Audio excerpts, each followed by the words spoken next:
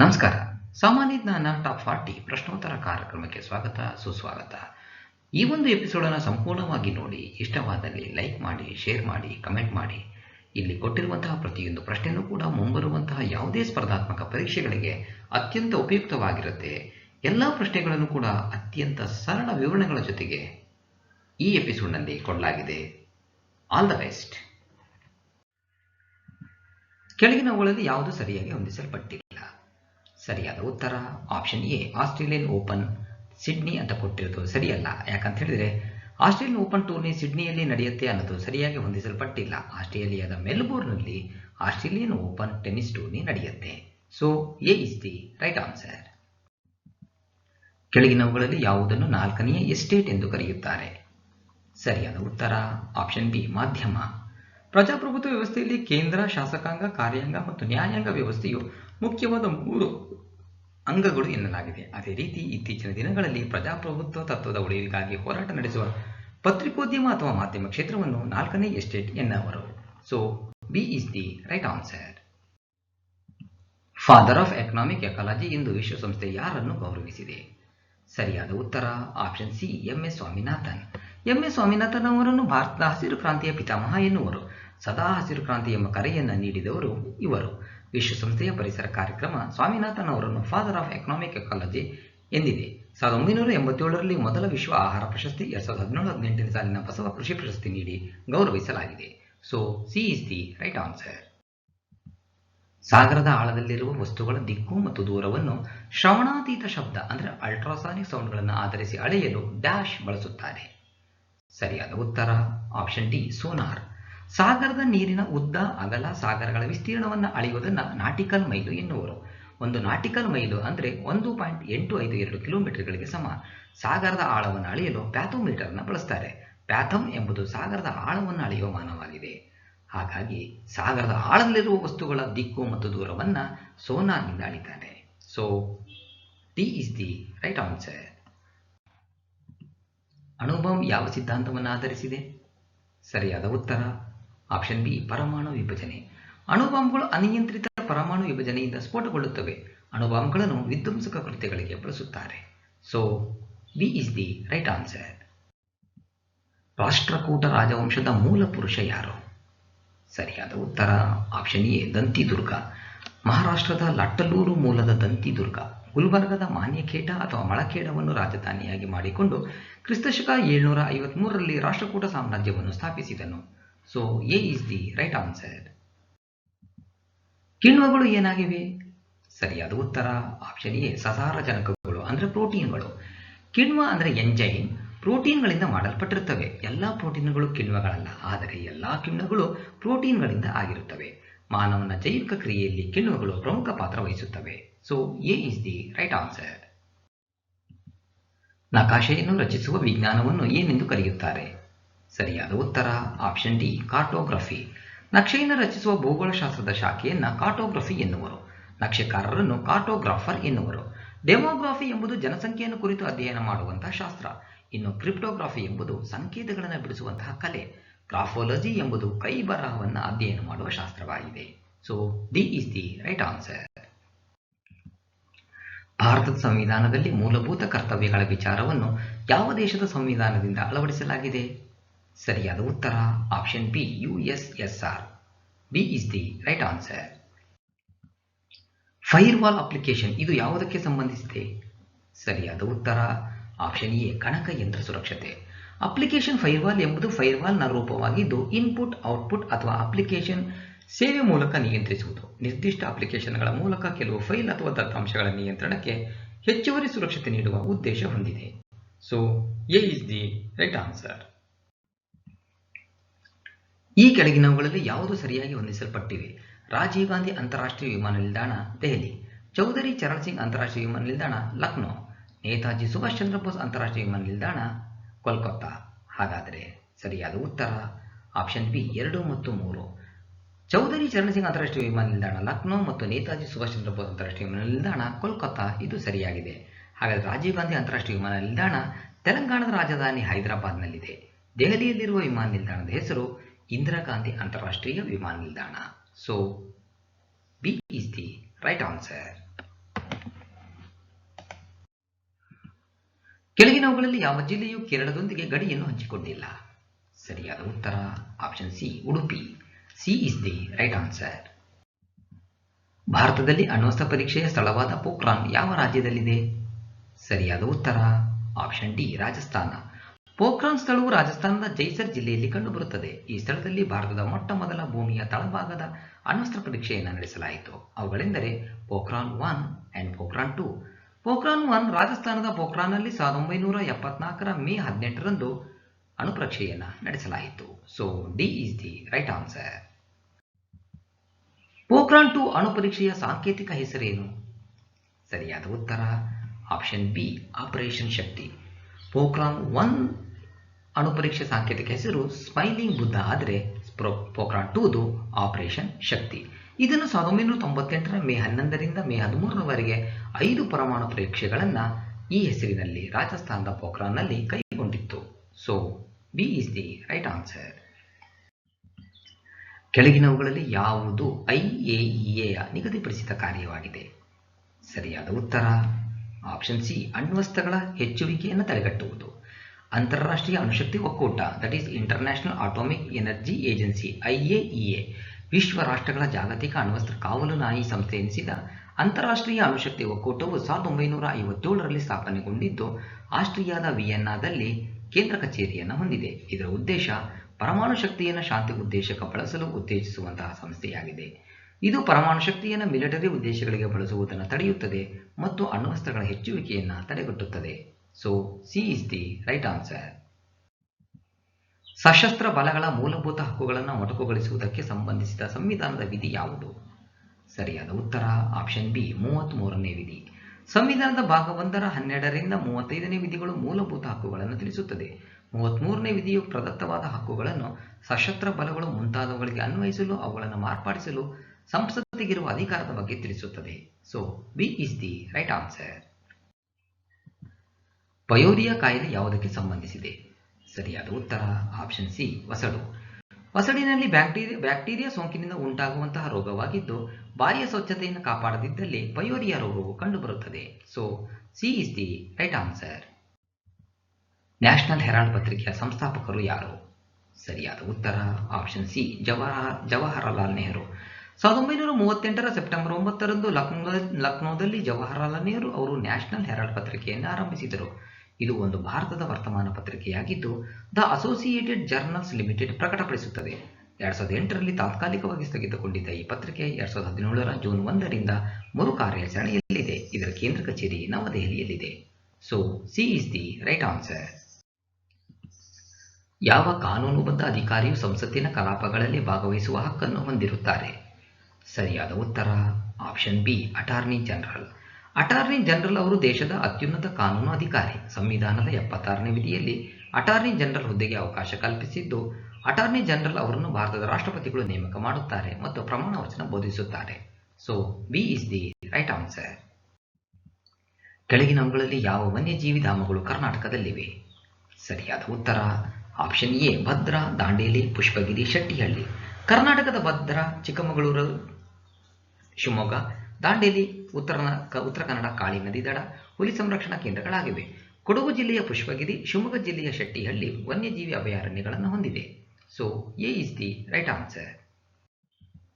ವಿಶ್ವಸಂಸ್ಥೆಯ ದಿನ ಯಾವುದು? ಸರಿಯಾದ ಉತ್ತರ ಆಪ್ಷನ್ ಡಿ 24 ಅಕ್ಟೋಬರ್. 1945 ಜೂನ್ 26ರಂದು ಜಗತ್ತಿನ ಪ್ರಬಲ ರಾಷ್ಟ್ರ ಬಿಗ್ 5 ರಾಷ್ಟ್ರಗಳಾದ ಅಮೆರಿಕ, ರಷ್ಯಾ, ಬ್ರಿಟನ್, ಫ್ರಾನ್ಸ್ ಮತ್ತು ಚೀನಾ ಸೇರಿದಂತೆ 51 ರಾಷ್ಟ್ರಗಳು ವಿಶ್ವಸಂಸ್ಥೆ ಚಾರ್ಟರ್ಗೆ ಸಹಿ ಹಾಕಿದವು. ಇದರ ಅನ್ವಯ 1945 ಅಕ್ಟೋಬರ್ 24ರಂದು ವಿಶ್ವಸಂಸ್ಥೆ ಅಸ್ತಿತ್ವಕ್ಕೆ ಬಂದಿತು. ಆದ್ದರಿಂದ ಪ್ರತಿ ವರ್ಷ ಅಕ್ಟೋಬರ್ 24ನ್ನು ವಿಶ್ವಸಂಸ್ಥೆಯ ಸಂಸ್ಥಾಪನಾ ದಿನವಾಗಿ ಆಚರಿಸಲಾಗುತ್ತದೆ. So D is the right answer. ದ್ವಿದಳ ಧಾನ್ಯಗಳು ಯಾವ ಪೋಷಕಾಂಶಗಳ ಉತ್ತಮ ಆಕರವಾಗಿವೆ? ಸರಿಯಾದ ಉತ್ತರ ಆಪ್ಷನ್ ಡಿ ಸಸಾರಜನಕಗಳು ಅಂದರೆ ಪ್ರೋಟೀನ್. ಸಸಾರಜನಕಗಳು ಹೇರಳವಾಗಿ ಕಂಡುಬರುವ ಆಹಾರ ಪದಾರ್ಥಗಳೆಂದರೆ ದ್ವಿದಳ ಧಾನ್ಯಗಳು, ಮಾಂಸದ ಕೆಂಪು ಭಾಗ, ಕಡಲೆ ಬೀಜ ಮತ್ತು ಮೊಟ್ಟೆಯಲ್ಲಿ ಹೆಚ್ಚಾಗಿ ಕಂಡುಬರುತ್ತವೆ. So D is the right answer.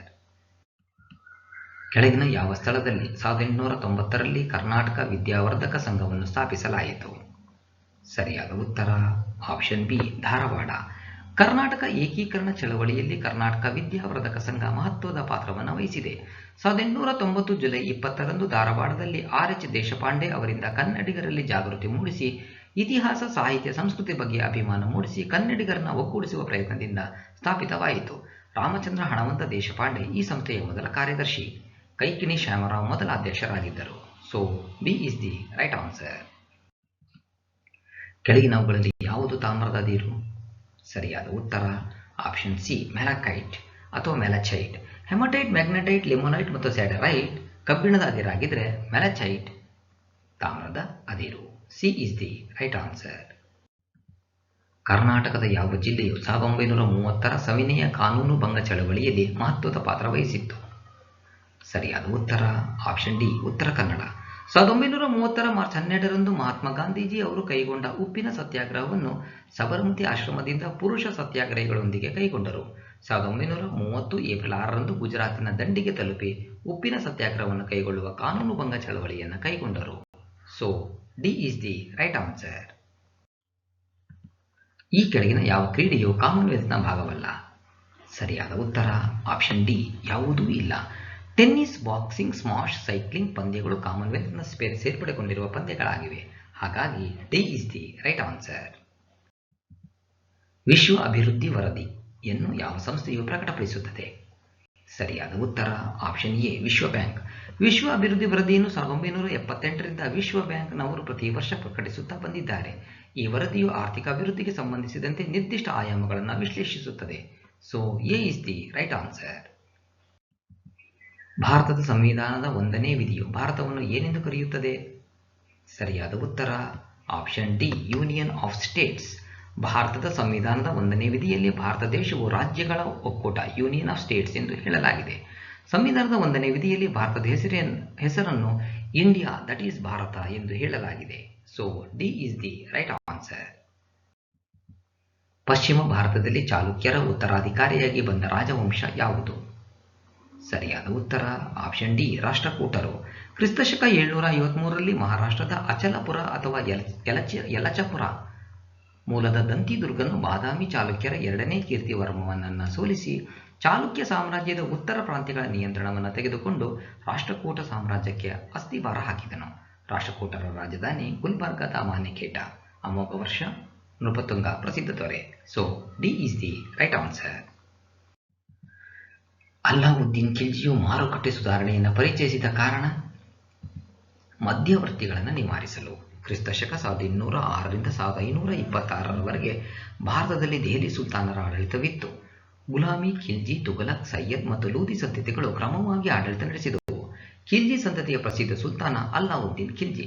ಭಾರತದ 2ನೇ ಅಲೆಕ್ಸಾಂಡರ್ ಅಥವಾ ಸಿಕಂದರ್ ಎಂದು ಬಿರುದಾಂಕಿತ ಅಲ್ಲಾವುದ್ದೀನ್ ಖಿಲ್ಜಿಯು ತನ್ನ ಉತ್ತರ ಮತ್ತು ದಕ್ಷಿಣ ಭಾರತದ ದಂಡಯಾತ್ರೆಗಳ ಮೂಲಕ ಇಡೀ ಭಾರತವನ್ನು ಗೆದ್ದನು. So D is the right answer. ಸೂಫಿ ಎಂಬ ಶಬ್ದದ ಮೂಲ ಇಲ್ಲಿಂದ. ಸರಿಯಾದ ಉತ್ತರ ಆಪ್ಷನ್ ಎ ಒಂದು ವಿಧದ ಉಡುಪು. ಸೂಫಿ ಎಂದರೆ ಒಂದು ವಿಧದ ಉಡುಪು, ಒನ್ ಹೂ ವೇರ್ಸ್ ಉಬೂಲ್. ಪರ್ಷಿಯಾದಿಂದ ಭಾರತಕ್ಕೆ ಬಂದ ಮುಸ್ಲಿಂ ಸಂತರನ್ನ ಸೂಫಿ ಎನ್ನುವರು. ಸೂಫಿ ಪದವು ಸಾಫ್ ಪದದಿಂದ ಬಂದಿದ್ದು, ಸಾಫ್ ಎಂದರೆ ಶುದ್ಧಿ ಅಥವಾ ಶುಚಿ ಎಂದರ್ಥ. ಹಿಂದೂ ಸಮಾಜದ ಪ್ರಭಾವದಿಂದ ಇಸ್ಲಾಂ ಧರ್ಮ ಉಂಟಾಗಿ ಪ್ರಾರಂಭವಾದ ಸುಧಾರಣಾ ಚಳವಳಿ ಸೂಫಿ ಪಂಥವು ಇಸ್ಲಾಂ ಧರ್ಮದ ಆಧ್ಯಾತ್ಮಿಕತೆಯ ಮತ್ತೊಂದೇ ಹೆಸರು. So A is the right answer. ಮನ್ಸಬ್ ಎಂಬ ಶಬ್ದ ಪ್ರತಿನಿಧಿಸುವುದು ಒಂದು ಪದವಿ. ಮನ್ಸಬ್ ಎಂಬ ಶಬ್ದ ಒಂದು ಶ್ರೇಣಿ ಅಥವಾ ಸ್ಥಾನ ಪದವಿಯನ್ನು ಸೂಚಿಸುತ್ತದೆ. ಮೊಘಲರ ಪ್ರಸಿದ್ಧ ಅರಸ ಅಕ್ಬರ್ನ ಆಡಳಿತದಲ್ಲಿ ಸೇನಾ ನಿರ್ವಹಣೆಯ ವ್ಯವಸ್ಥೆಯನ್ನು ಮನ್ಸಬ್ದಾರಿ ಪದ್ಧತಿ ಎನ್ನಲಾಗುತ್ತಿತ್ತು. ಕ್ರಿಸ್ತಶಕ 1571ರಲ್ಲಿ ಅಕ್ಬರ್ನು ಮೀರ್ ಬಕ್ಷನ ನೆರವಿನಿಂದ ಈ ಪದ್ಧತಿಯನ್ನು ರೂಪಿಸಿದ್ದನು. So B is the right answer. ರಾಮನಿಗಿಂತ ಹರೀಶನು ದೊಡ್ಡವನು. ಅಶೋಕನು ರಾಮನಿಗಿಂತ ಸಣ್ಣವನು. ಅಶೋಕನಿಗಿಂತ ಸುರೇಶನು ದೊಡ್ಡವನಲ್ಲ. ಹಾಗಾದರೆ ಯಾವುದು ಸತ್ಯ? ಸರಿಯಾದ ಉತ್ತರ ಆಪ್ಷನ್ ಸಿ ಸುರೇಶನು ಸಣ್ಣವನು. So C is the right answer. ಡಾಲ್ಹೌಸಿಯ ಕೆಲವೊಂದು ಕ್ರಮಗಳು ಭಾರತದಲ್ಲಿ ತೀವ್ರವಾದ ಅಸಮಾಧಾನವನ್ನು ಸೃಷ್ಟಿಸಿದ್ದಲ್ಲದೆ ಅವು 1857ರ ದಂಗೆಗೂ ಕಾರಣವಾದವು. ಈ ಕೆಳಗಿನವುಗಳಲ್ಲಿ ಯಾವುದು ಒಂದು ಅವುಗಳಲ್ಲಿ ಅಲ್ಲ? ಸರಿಯಾದ ಉತ್ತರ ಆಪ್ಷನ್ ಬಿ ರೈಲ್ವೆ ಮತ್ತು ಟೆಲಿಗ್ರಾಫ್ಗಳ ಪರಿಚಯ. ಬಂಗಾಳದ ಪ್ರಮುಖ ಗವರ್ನರ್ ಜನರಲ್ ಆದ ಲಾರ್ಡ್ ಡಾಲ್ಹೌಸಿಯು ಭಾರತದ ಆಡಳಿತ ವ್ಯವಸ್ಥೆಯಲ್ಲಿ 1848ರಿಂದ 1856ರವರೆಗೆ ಹಲವಾರು ಸುಧಾರಣೆಗಳನ್ನು ತಂದನು. ಅವುಗಳಿಂದ ಪದ್ಧತಿ ಜಾರಿಗೆ ತಂದ. ಇದರಿಂದ ಸತಾರಾ, ಝಾನ್ಸಿಯಂತಹ ಸಂಸ್ಥಾನ ಈ ಅನೇಕ ಸಂಸ್ಥಾನಗಳು ಡಾಲೌಸಿಯ ನೀತಿ ಅನುಸರಿಸಿದರು. So right answer.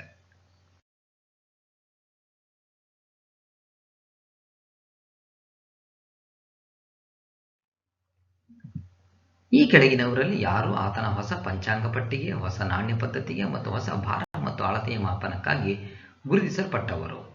ಸರಿಯಾದ ಉತ್ತರ ಆಪ್ಷನ್ ಬಿ, ಟಿಪ್ಪು ಸುಲ್ತಾನ್. 1750ರ ನವೆಂಬರ್ 20ರಿಂದ 1799 ಮೇ 4ರವರೆಗೆ ಮೈಸೂರಿನಲ್ಲಿ ಸರ್ವಾಧಿಕಾರಿಯಾಗಿ ಆಡಳಿತ ನಡೆಸಿದವನು ಟಿಪ್ಪು ಸುಲ್ತಾನ್. ಹೈದರ್ ಅಲಿಯ ಮಗನಾದ ಟಿಪ್ಪುವಿಗೆ ಇದ್ದ ಪ್ರಸಿದ್ಧ ಬಿರುದು ಮೈಸೂರು ಹುಲಿ. ತನ್ನ ಆಡಳಿತ ಅವಧಿಯಲ್ಲಿ ಹಲವಾರು ಆಡಳಿತಾತ್ಮಕ ಅನ್ವೇಷಣೆಗಳನ್ನು ರೂಪಿಸಿದವನು. ಹೊಸ ಕಂದಾಯ ಪದ್ಧತಿ ಮೂಲಕ ಭೂಮಿ ಅಳತೆಗಾಗಿ ಹೊಸ ಮಾಪನ ರೂಪಿಸಿದವರು.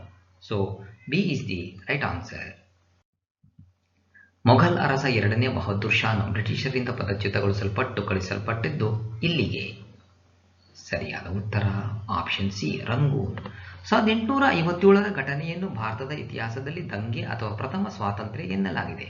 ಈ ಸಂದರ್ಭದಲ್ಲಿ ಭಾರತೀಯ ಸ್ವಾತಂತ್ರ್ಯ ಸಂಗ್ರಾಮಕಾರರು ಬಹದ್ದೂರ್ ಶಾ ಜಾಫರ್ನನ್ನು ಭಾರತದ ಚಕ್ರವರ್ತಿ ಎಂದು ಘೋಷಿಸಿದ್ದರು. So C is the right answer. ಮನುಷ್ಯನ ದೇಹದ ಭಾರವು ಏನಾಗಿರುತ್ತೆ? ಧ್ರುವಗಳಲ್ಲಿ ಗರಿಷ್ಠವಾಗಿರುತ್ತದೆ. ಭೂಮಿಯ ಸಮಭಾಜಕ ವೃತ್ತದಿಂದ ಧ್ರುವದ ಕಡೆಗೆ ಹೋದಂತೆ ಗುರುತ್ವವು ಹೆಚ್ಚಾಗಿರುತ್ತದೆ. ಗುರುತ್ವವು ಹೆಚ್ಚಾದಂತೆ ವಸ್ತುವಿನ ತೂಕವು ಹೆಚ್ಚಾಗುತ್ತದೆ. ಆದ್ದರಿಂದ ಸಮಭಾಜಕ ವೃತ್ತಕ್ಕಿಂತ ಧ್ರುವದಲ್ಲಿ ಮನುಷ್ಯನ ದೇಹದ ಭಾರವು ಹೆಚ್ಚಾಗಿರುತ್ತದೆ. ಗುರುತ್ವವು ಹೆಚ್ಚಾದಂತೆ ತೂಕ ಹೆಚ್ಚಾಗತ್ತೆ, ಆದರೆ ದ್ರವ್ಯರಾಶಿಯಲ್ಲಿ ಯಾವುದೇ ಬದಲಾವಣೆ ಆಗುವುದಿಲ್ಲ. So B is the right answer. ಈ ಕೆಳಗಿನ ಯಾವುದು ರೇಡಿಯೋ ಆಕ್ಟಿವ್ ಮೂಲ ಕ್ರಿಯೆಗಳ ಮಾಪಕವಾಗಿದೆ? ಸರಿಯಾದ ಉತ್ತರ ಆಪ್ಷನ್ ಬಿ, ಬೆಕ್ವರಲ್. ವಿಕಿರಣಶೀಲತೆಯ ಮೊಟ್ಟ ಮೊದಲ ಬಾರಿಗೆ 1896ರಲ್ಲಿ ಹೆನ್ರಿ ಬೆಕ್ವರಲ್ ಎಂಬ ಫ್ರಾನ್ಸ್ ವಿಜ್ಞಾನಿ ಪತ್ತೆ ಹಚ್ಚಿದನು. ಆದುದರಿಂದ ಬೆಕ್ವರಲ್ನ ವಿಕಿರಣಶೀಲತೆಯ ಪಿತಾಮಹ ಎನ್ನುವರು. ವಿಕಿರಣಶೀಲತೆಯನ್ನು ಗಿಗಾ ಮುಲ್ಲರ್ ಕೌಂಟರ್ ಎಂಬ ಸಾಧನದಿಂದ ಅಳೆಯಲಾಗುತ್ತದೆ. So B is the right answer. ವಾತಾವರಣ ಮಾಲಿನ್ಯದಿಂದಾಗುವ ಆಮ್ಲ ಮಳೆಗೆ ಕಾರಣ? ನೈಟ್ರಸ್ ಆಕ್ಸೈಡ್ ಮತ್ತು ಸಲ್ಫರ್ ಡೈಆಕ್ಸೈಡ್. ಈ ನೈಟ್ರಸ್ ಆಕ್ಸೈಡ್ ಮತ್ತು ಸಲ್ಫರ್ ಡೈಆಕ್ಸೈಡ್ ಮಳೆ ನೀರಿನ ಜೊತೆಗೆ ಭೂಮಿಗೆ ಬಂದಾಗ ನೈಟ್ರಿಕ್ ಆಮ್ಲ ಅಥವಾ ಸಲ್ಫ್ಯೂರಿಕ್ ಆಮ್ಲವಾಗಿ ಭೂಮಿಗೆ ಬರುತ್ತೆ. ಅದನ್ನೇ ನಾವು ಆಮ್ಲ ಮಳೆ ಅಂತೇಳಿ ಕರಿತೀವಿ. So D is the right answer. ಎಲ್ಲ ಜೀವಶಾಸ್ತ್ರೀಯ ಬಂಧಗಳಲ್ಲಿ ಮುಖ್ಯವಾದ ಮೂಲ ಧಾತು? ಇಂಗಾಲ. C is the right answer. Carbon ಅಂತ ಕರಿತೀವಿ. ಇದರ ಸಂಕೇತ ಸಿ. ಇದರ ಪರಮಾಣು ಸಂಖ್ಯೆ 6. ಇದಕ್ಕೆ 2 ವಿಶೇಷ ಗುಣಗಳಿದೆ. ಒಂದು ಕೆಟನೀಕರಣ, ಇನ್ನೊಂದು ಟೆಟ್ರಾವೇಲೆಂಟ್ ಧಾತು. ಅಂದರೆ ಹೊರ ಚೈತನ್ಯ ಅಥವಾ ಹೊರ ಕವಚದಲ್ಲಿ 4 ಎಲೆಕ್ಟ್ರಾನ್ಗಳನ್ನು ಹೊಂದಿರುತ್ತೆ. ಕಾರ್ಬನ್ ತನ್ನದೇ ಅನೇಕ ಪರಮಾಣುಗಳ ಜೊತೆಗೆ ಬಂಧವನ್ನು ಹೊಂದೋದಕ್ಕೆ ಕೆಟನೀಕರಣ ಅಂತೇಳಿ ಕರಿತೀವಿ. So C is the right answer. ಇಲ್ಲಿಗೆ 40 ಪ್ರಶ್ನೆಗಳ ಒಂದು ಎಪಿಸೋಡ್ ಮುಕ್ತಾಯವಾಗ್ತಾ ಇದೆ. ಸಂಪೂರ್ಣವಾಗಿ ಈ ವಿಡಿಯೋ ನೋಡಿದ್ದಕ್ಕೆ ಹೃತ್ಪೂರ್ವಕವಾಗಿರುವಂತಹ ಧನ್ಯವಾದಗಳು. All the best. ಸ್ನೇಹಿತರೆ, ವಿಡಿಯೋವನ್ನು ನೋಡಿದಂಥ ಎಲ್ಲರಿಗೂ ಧನ್ಯವಾದಗಳು. ನಾಳಿನ ಪ್ರಚಲಿತ ಘಟನೆಯ ವಿದ್ಯಮಾನದೊಂದಿಗೆ ಮತ್ತೆ ನಿಮ್ಮನ್ನು ಭೇಟಿಯಾಗ್ತೀವಿ. ಅಲ್ಲಿವರೆಗೂ ಎಲ್ಲರಿಗೂ ಧನ್ಯವಾದಗಳು. ನಮಸ್ಕಾರ.